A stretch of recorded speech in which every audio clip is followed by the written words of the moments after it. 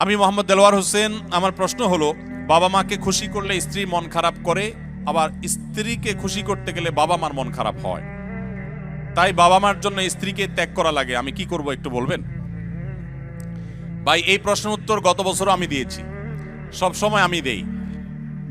আপনাদেরকে যারা এখানে বিবাহিত আছেন, বিদেশে আছেন, আপনারা যে কি পরিমাণ প্যারায় আছেন এটা দেশের অন্য কোনো মানুষ না বুঝলেও আমি খুব ভালো করে বুঝি।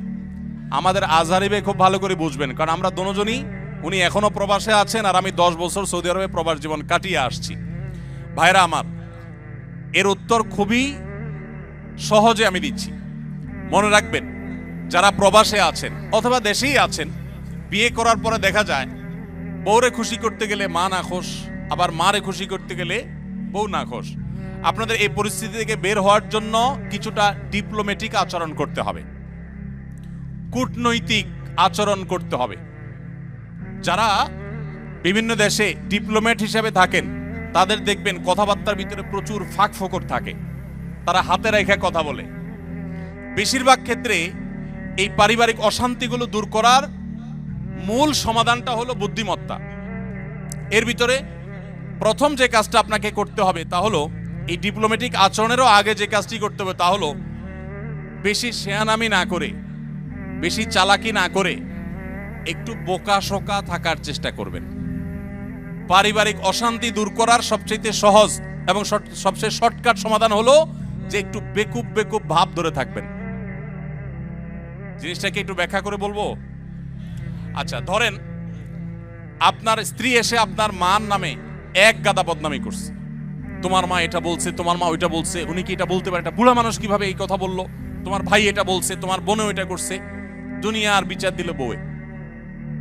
তখন আপনি একজন সভ্য স্বামীর মতো, ভদ্র স্বামীর মতো মনোযোগ দিয়ে সব কথা শুনবেন। অনেক স্বামী আছে বেকুবের মতো বউয়ের কথা শুনে না, বলে বুঝছি তুমি কি বলবা, হয়েছে থামো। না, খবরদার, ফুল কথা বলতে দিবেন, তার যত জেদ আছে সব ছাড়তে দিবেন। 2-4-5 মিনিট যা লাগে বলে সে যখন হাঁপায় উঠবে, বলবে যখন, কি ব্যাপার তুমি কিছু বলো না কেন। এবার আপনি তখন ফ্লোর নিয়ে এবার আপনি তাকে বলবেন যে, দেখো তুমি যা বলছো আমি তো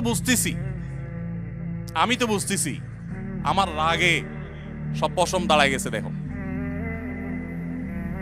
তোমার কষ্টে তো আমার ভেতরটা জ্বলে পড়ে ছাই হয়ে যাচ্ছে, দেখো। যেভাবে বলা দরকার বলে তাকে আগে এটা কনভিন্স করবেন যে আমি তোমাকে ইগনোর করছি না, তোমার সমস্ত কথাগুলো ক্যাচ করেছি এবং তোমার ব্যথা আমি ব্যথিত। এরপরে এবার বলবেন, দেখো যদি মা না হতো, যদি নিজের ছোট ভাই বোন এদেরকে যদি পিঠে মেরে ফেলা জায়েজ হইতো, বা এদেরকে যদি, বড় ভাই আমার উল্টাপাল্টা করতেছে, বড় ভাই কিছু বলতে পারতেছি না, আল্লাহ রসুল বড়দেরকে সম্মান করতে বলছেন, যদি সেটা না করা লাগতো তো আজকে এসপার কি ওসপার আমি করে ছেড়ে দিতাম।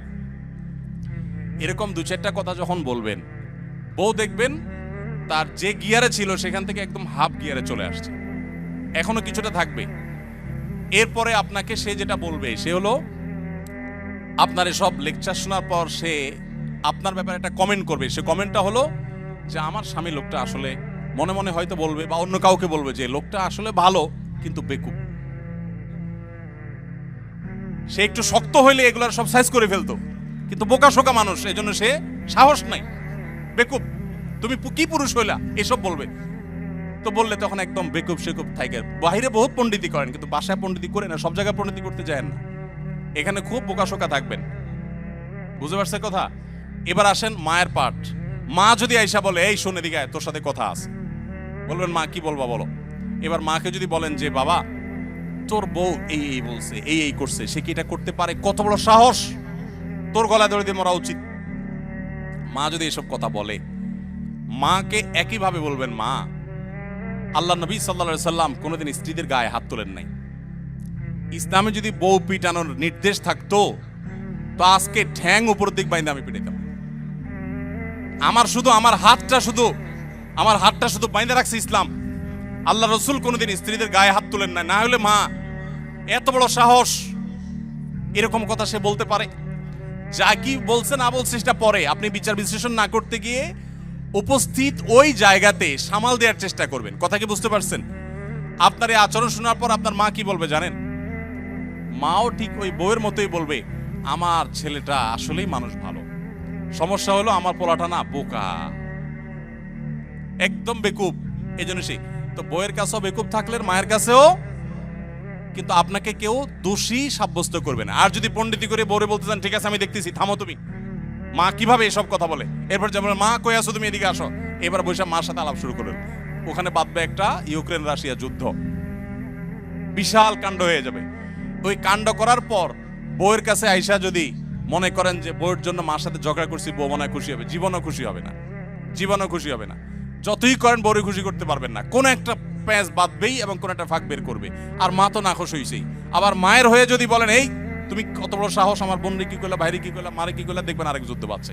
এই জন্য এগুলোর খুব বেশি পণ্ডিতি না করে যথাসম্ভব একটু কূটনৈতিক আচরণ করে, একটু চালাকি করে, একটু বোকা সেজে সমাধান করার চেষ্টা করবেন। আবার সব সময় এই পলিসি অবলম্বন করবেন না। এখন মুশকিল হলো শিখাই দিলে মহিলারাও এগুলো শুনে ওয়াজ, তারাও শিখা যায়। এবার মহিলারা ঘরে গেলে বলে যে না পলিসি তো আগে থেকে জানা, তুমি বোকা সাজতেছ, তখন আপনি একেবারে মানে সিরিয়াস বোকা, শুধু ওই মুহূর্তের জন্য, সবসময়ের জন্য বোকা। আসলে ঘরে যারা যত বেশি বোকা থাকে তারা তত বেশি সুখে থাকে। বোকাদের সাংসারিক জীবনে তারা সুখে থাকে, আর শেয়ানা পাবলিকগুলো সব দৌড়ের উপরে থাকে। এই জন্য বাহিরে ব্যবসা বাণিজ্যের দোষায় শেয়ানামি করেন, পাকনামি করেন, কিন্তু ঘরে বেশি পাকনামি করতে আইসেন না। এটা মুরব্বী মানার চেষ্টা করেন। তবে হ্যাঁ, কিছু কিছু ক্ষেত্রে আপনাকে তো স্ট্রং হতে হবে। আমি এই কথা বলছি এর মানে এই না যে আপনার স্ত্রীর প্রতি আপনার মা বোন জুলুম করবে আর আপনি সবসময় শুধু নাটক করে যাবেন, না। তাদেরকেও বিনয়ের সাথে তাদের অন্যায় থেকে আগে বিচার বিশ্লেষণ করবেন, তারা অন্যায় করছে কিনা, বাধা দিবেন। আবার স্ত্রী যদি ভুল করে তাকেও অন্যায়ের থেকে বাধা দিবেন। প্রয়োজনে আপনি ইসলামী শরিয়ার নীতিমালা আলোকে শাসনও করবেন, কিন্তু মূল পলিসি হবে ওই যে বেকুব ভান বা বেকুব আপনার নিজেকে হিসাবে উপস্থাপন করার চেষ্টা করবেন। এটা অনেক সহজ একটা উপায়।